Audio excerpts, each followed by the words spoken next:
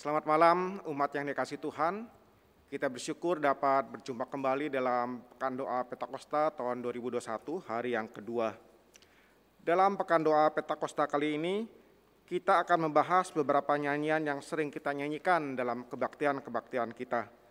Kita akan membahas latar belakang nyanyian-nyanyian itu, mengenal penciptanya, juga mengetahui apa pergumulan mereka.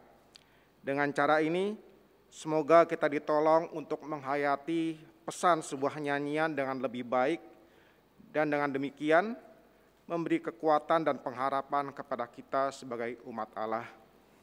Mari kita persiapkan hati kita untuk masuki ibadah, kita bersatu teduh pribadi.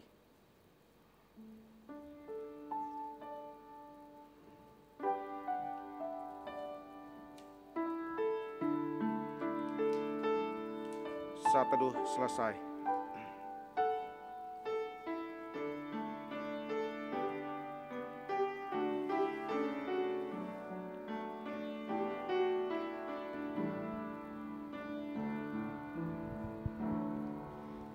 Di heningnya malam ini, tulus dan rendah hati, bertelut berdoa padamu, inilah bisik kalbu. Apa yang aku miliki,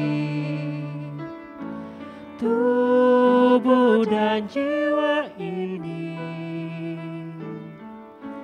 ku serahkan hanya padamu, kurban persembahanku. Walau ku berdosa,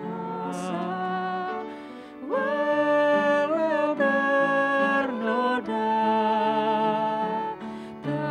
tetapi darah yang kudus telah sucikan diriku,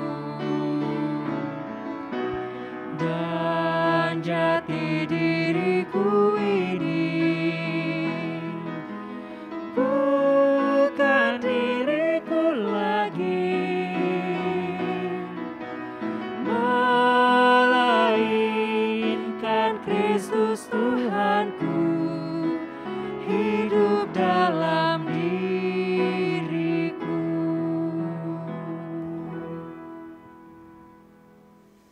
Jemaat yang dikasihi Tuhan, pertolongan kita ialah di dalam nama Tuhan yang menjadikan langit dan bumi. Kasih karunia dan damai sejahtera dari Allah Bapa kita di dalam Tuhan Yesus Kristus menyertai saudara sekalian. Menyertai saudara juga. Mazmur 62 ayat 2 dan 6. Hanya dekat Allah saja aku tenang, daripadanyalah keselamatanku. Hanya pada Allah saja kiranya aku tenang, sebab daripadanyalah harapanku. Biarlah kita selalu dekat kepada Tuhan, karena Tuhanlah yang memegang tangan kita dengan tangan kanannya yang membawa kemenangan.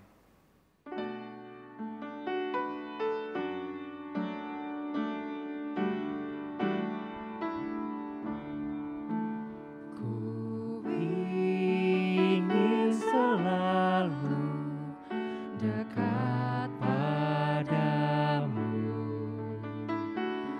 ikut Kau Tuhan, tiada jemu.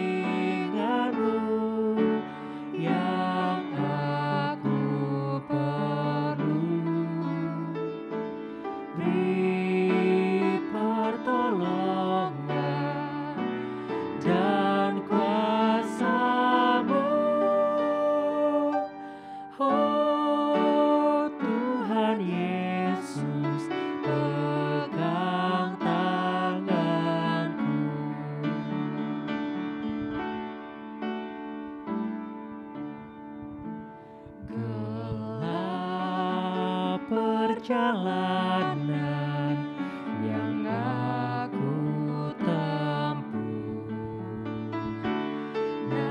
Namun cara berseri jiwaku susah kecewa di dunia fana. Damai menanti di sorga bakal. Oh juru selamat, pegang tanganku, bimbing aku yang aku perlu. Beri pertolongan dan kuasa-Mu. Oh Tuhan Yesus, pegang tanganku.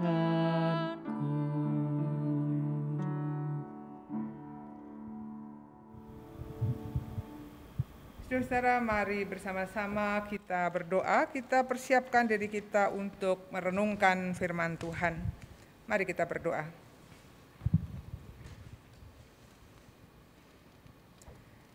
Sebagaimana pujian yang kami lantunkan tadi Tuhan, kami memang selalu ingin dekat dengan-Mu.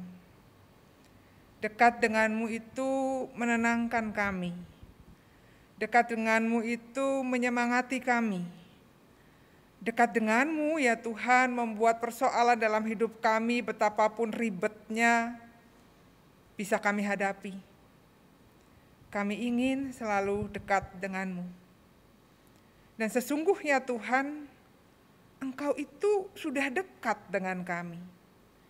Kamilah yang sering kali karena aneka rupa penyebab tidak merasakannya, tidak menghayatinya. Dan kalau itu membuat-Mu sedih, bahwa kehadiran-Mu tidak bisa kami rasakan, kehadiran-Mu tidak kami hayati, Tuhan ampuni kami. Dan bantu kami untuk semakin mampu merasakan Engkau dekat. Seperti saat ini, ketika kami akan membaca dan merenungkan firman-Mu, tolong kami tahu Engkau dekat. Di samping kami, menemani kami membaca. Berada bersama kami untuk menjelaskan. Dan siap menyemangati kami untuk bisa melakukan. Terima kasih Tuhan. Izinkan kami menikmati saat ini. Saat membaca dan merenungkan firman-Mu. Bersama-Mu. Di dekat kami. Di dalam nama Tuhan kami Yesus Kristus kami berdoa. Amin. Bapak Ibu Saudara-saudara, bagian Alkitab yang menjadi dasar pada persekutuan pada pekan doa Pentakosta hari yang kedua ini adalah dari kitab Kejadian pasal 28 ayat 10 sampai 19. Dan di dalam kitab Kejadian pasal 28 ayat 10 sampai dengan 19, firman Tuhan menyapa kita demikian. Maka Yakub berangkat dari Berseba dan pergi ke Haran. Ia sampai di suatu tempat dan bermalam di situ karena matahari telah terbenam. Ia mengambil sebuah batu yang terletak di tempat itu dan dipakainya sebagai alas kepala, lalu membaringkan dirinya di tempat itu. Maka bermimpilah ia. Di bumi ada didirikan sebuah tangga ujungnya sampai ke langit. Dan tampaklah malaikat-malaikat Allah turun naik di tangga itu. Berdirilah Tuhan di sampingnya dan berfirman, Akulah Tuhan Allah Abraham nenekmu dan Allah Ishak.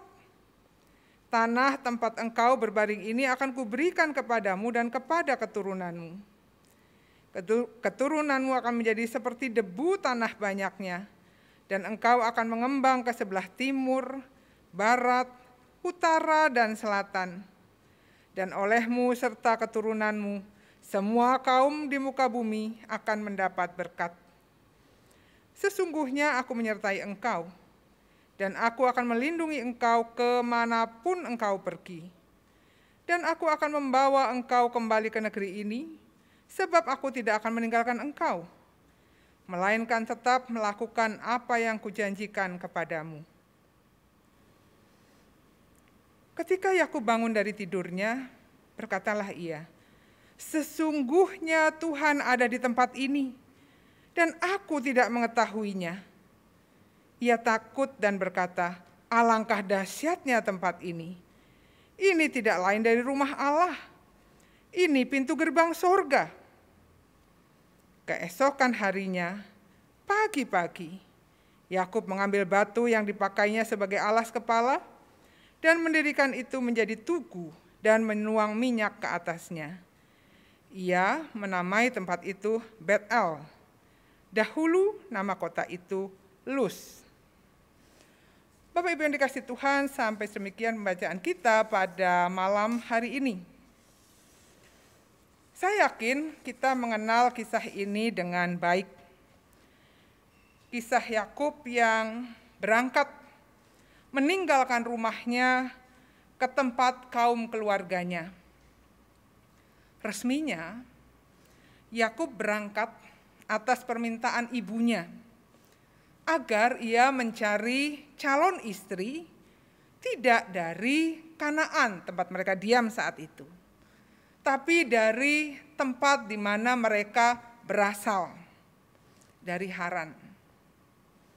Resminya begitu. Dan kalau itu resminya, maka mestinya Yakub bisa berangkat dengan happy.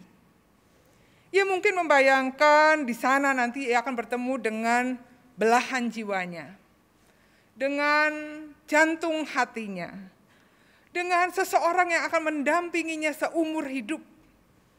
Betapa senangnya. Tapi itu resminya. Kenyataannya bukan karena itu Yakub berangkat ke sana, ke tempat kaum keluarganya. Ia pergi dalam rangka menghindari amukan kakaknya. Dalam rangka menghindari kemarahan Esau. Dan kalau itu yang sebenarnya, maka rasa yang sebenarnya Yakub miliki bukan berangkat dengan happy nanti di sana ketemu seseorang yang mencintai dan dicintainya. Tapi berangkat dengan risau. Berangkat dengan tidak happy, berangkat dengan banyak pikiran. Saudara, kakak dan adik bertengkar itu bukan hal aneh. Kakak dan adik tidak selalu sepaham, tidak selalu seia sekata. Biarpun kakak dan adik dua kepala bisa punya dua ide berbeda. Dan karena kita bersaudara, biasanya kita saling tahu kelebihan dan kekurangan masing-masing. Perselisihan di antara kakak dan adik bukan tidak pernah tajam dan menyakitkan. Tapi dalam kasus Yakub, betapapun alasannya ada, tapi Yakub tahu yang ia lakukan enggak benar-benar amat. Yang ia lakukan mencurangi kakaknya. Dan ketika kakaknya ngamuk, lebih dari marah soalnya, hati Yakub risau. Satu, dia takut dengan keselamatan dirinya. Dua, bisa jadi dia cemas memikirkan ibunya, backupnya, pelindungnya selama ini. Kalau saya pergi, ibu nanti diapa-apain bagaimana? Tapi sang ibu memilih untuk pergi deh, supaya kakakmu bisa lebih tenang karena tidak melihatmu ada di sini. Dan Yakub tahu betapapun ia tidak ingin pergi, ia harus pergi. Dan berangkatlah ia. Tidak dengan happy, tapi dengan risau. Tidak dengan ringan hati, tapi sebaliknya dengan berat hati. Dan di ayat 11 kita membaca bahwa Yakub tiba di suatu tempat. Saat itu belum punya nama Betel. Saat itu Yakub tidak terlalu peduli dia ada di mana. Yang jelas, matahari telah terbenam. Terlalu berbahaya kalau ia terus berjalan. Jadi ia harus beristirahat. Mungkin Yakub sudah siap-siap mengalami mimpi buruk sepanjang malam. Lelah fisiknya, lelah pikirannya, lelah hatinya. Siap-siaplah, saya tidur tidak nyenyak. Siap-siaplah, saya bermimpi buruk di tempat asing ini. Siap-siaplah saya terbangun mungkin karena binatang buas, atau mungkin ada orang lewat atau apapun. Siap-siaplah tidur saya tidak enak. Tapi kita mendengar kisahnya. Maka bermimpilah ia. Di bumi, didirikan sebuah tangga, ujungnya sampai di langit. Malaikat-malaikat Allah turun naik di tangga itu. Dan Tuhan ada di situ. Tuhan menjanjikan penyertaan, Tuhan menjanjikan pendampingan, Tuhan mengatakan tidak akan meninggalkan Yakub. Lalu Yakub bangun. Dan Yakub langsung sadar ia ada di tempat istimewa. Ia ada di lokasi spesial karena sesungguhnya Tuhan ada di tempat ini. Hanya aku tidak tahu. Mengatakan Tuhan ada di tempat ini bukan sekedar mengetahui Tuhan penguasa alam semesta ada di mana-mana, tidak ada satu tempat di mana ia tidak hadir. Tapi Tuhan ada di tempat ini bagi Yakub memberi keyakinan, aku tidak sendirian. Di tempat yang waktu itu ia tidak tahu namanya. Aku tidak sendirian, sekalipun aku berangkat dengan risau hati, aku tidak sendirian. Sekalipun aku tahu aku bersalah, aku tidak sendirian. Tuhan masih bersedia menemaniku. Tuhan masih bersedia hadir bersamaku. Perasaan Yakub berubah. Risaunya, berat hatinya, sedihnya, galaunya lenyap. Tuhan ada di sini. Tuhan ada bersamaku. Aku tidak sendirian. Betapa leganya perasaan Yakub. Dan keyakinan bahwa Allah tidak meninggalkannya, bahwa Allah selalu bersamanya, memberinya kekuatan untuk melanjutkan perjalanan esok, lusa, dan seterusnya. Pengalaman istimewa ini yang membuat nyanyian untuk hari ini makin dekat Tuhan, menjadi begitu spesial bagi banyak orang. Saudara tentu masih ingat bahwa di luar batas gereja yang menjadikan nyanyian ini menjadi salah satu nyanyian yang kita nyanyikan dalam kebaktian-kebaktian kita. Film terkenal pada masanya, The Titanic, menjadikan nyanyian ini sebagai bagian dari rangkaian cerita.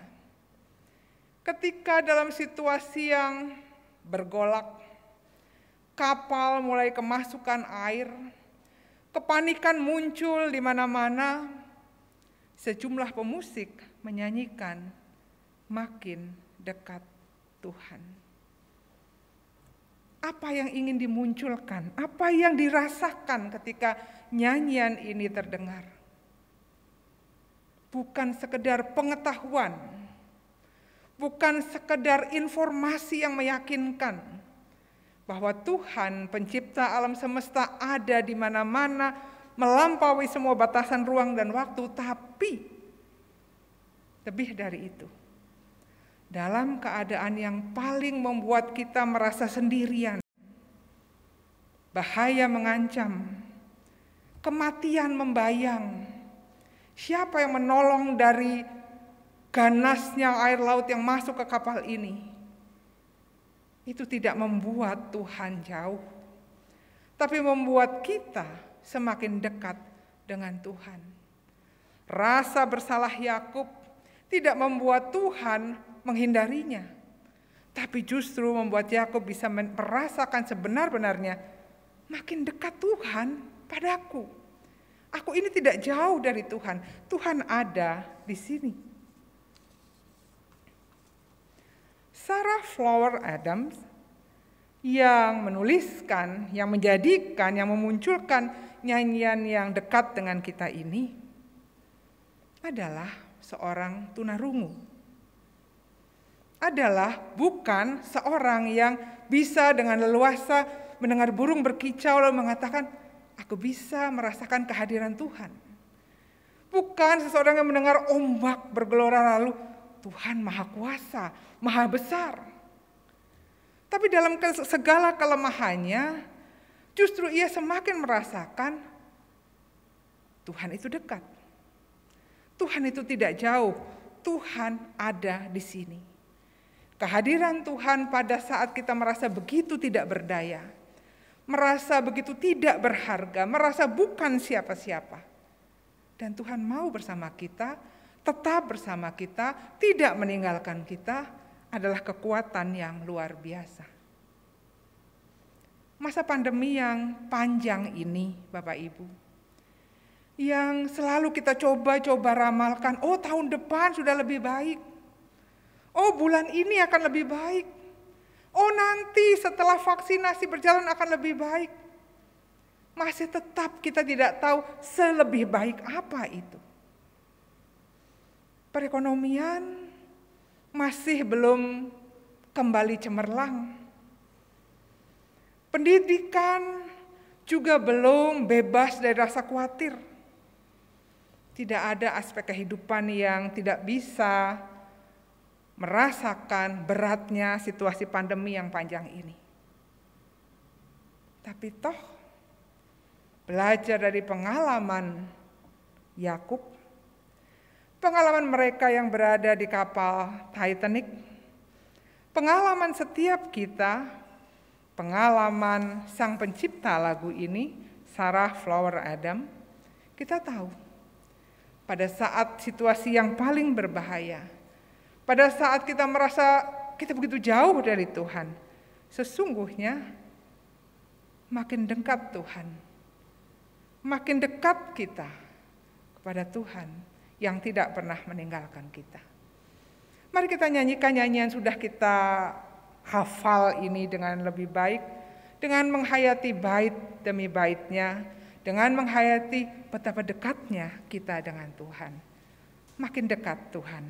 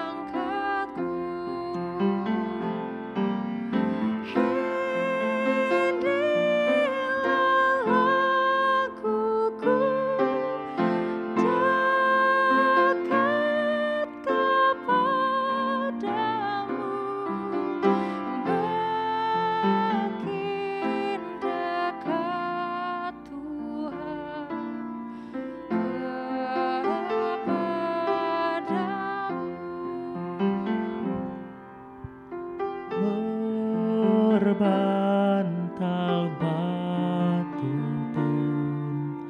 pun ku mau rebah, bagai musafir yang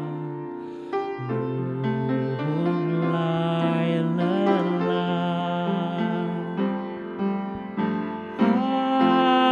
Asal dimiliki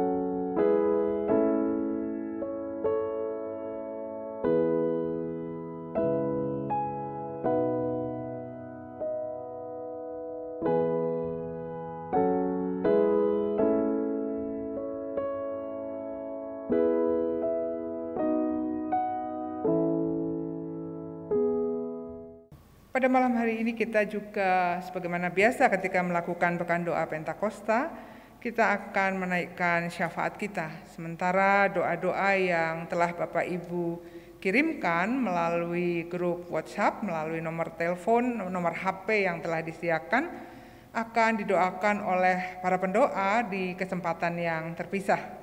Bapak Ibu akan mendapatkan informasi ketika pokok-pokok doa pribadi itu sudah didoakan oleh para pendoa kita. Kini mari kita bersama-sama berdoa.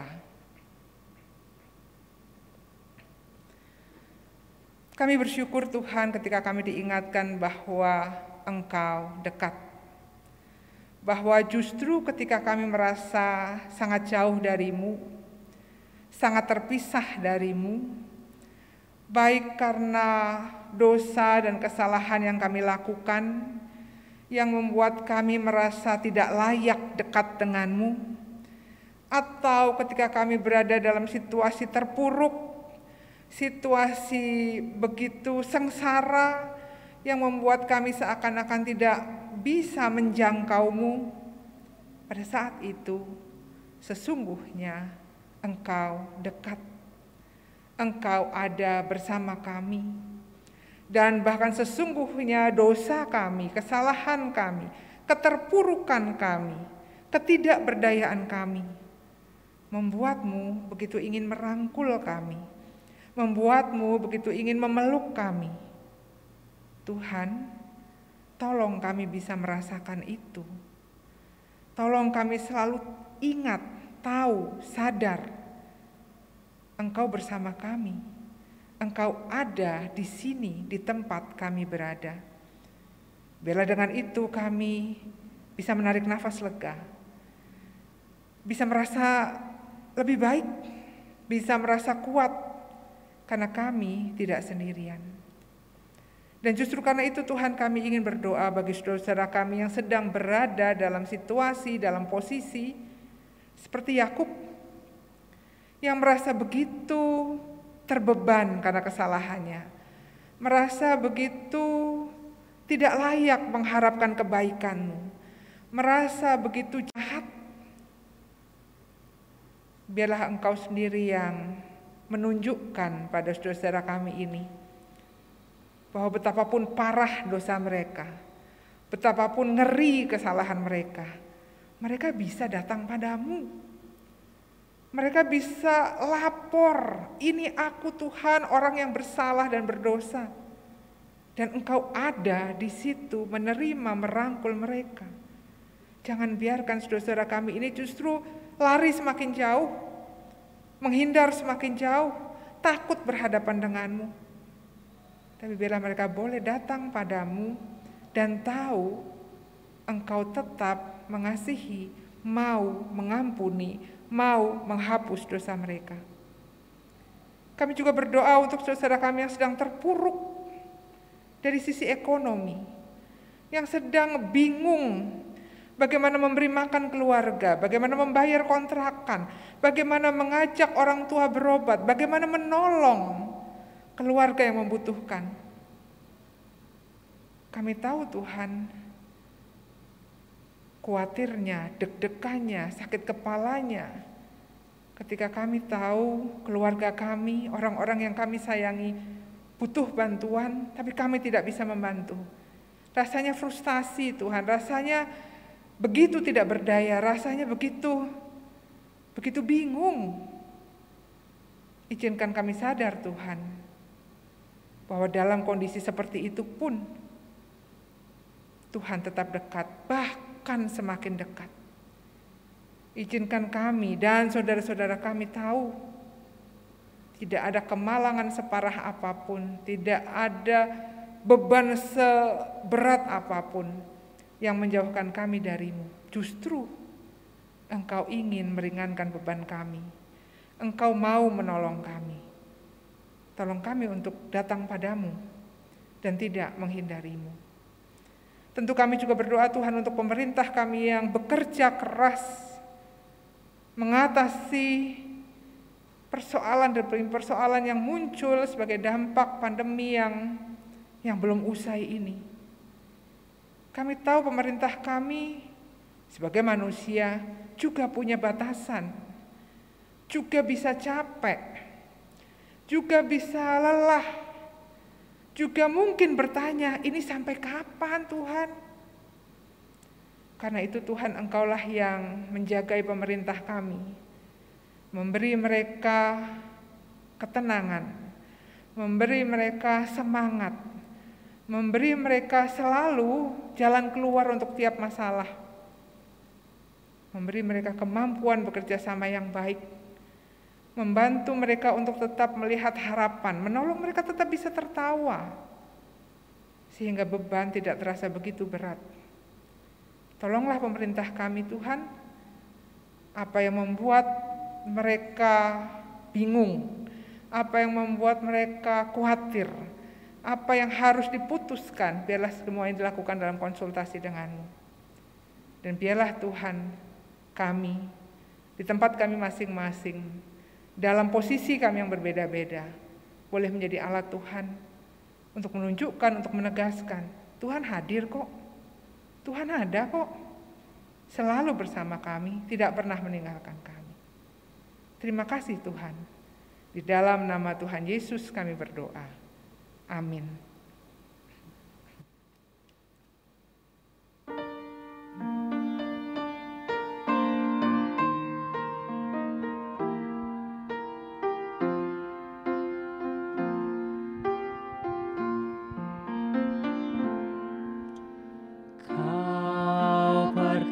Aku lemah, jauhkanku dari celah. Hatiku amat tentram, asal aku dekat padamu. Makin akrab padamu, Yesus, ini doaku. Tiap hari Tuhanku,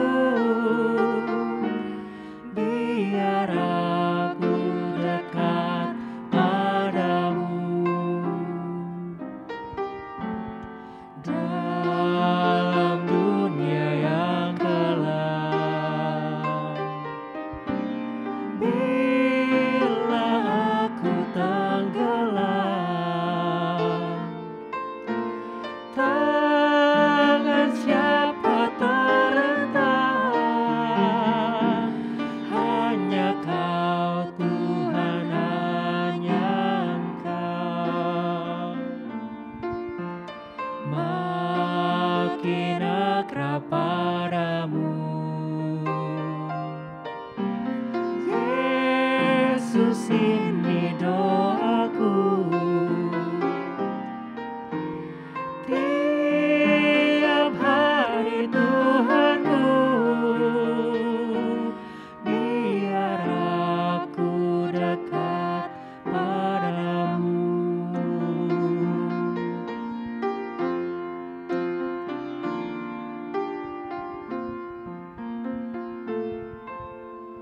Saat Kau memanggilku,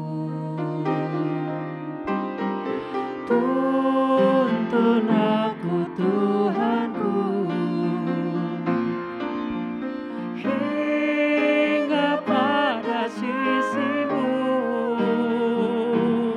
Di rumah-Mu ku tinggal tetap, makin akrab padamu. Yesus, ini doaku. Tiap hari Tuhanku, biar aku dekat padamu.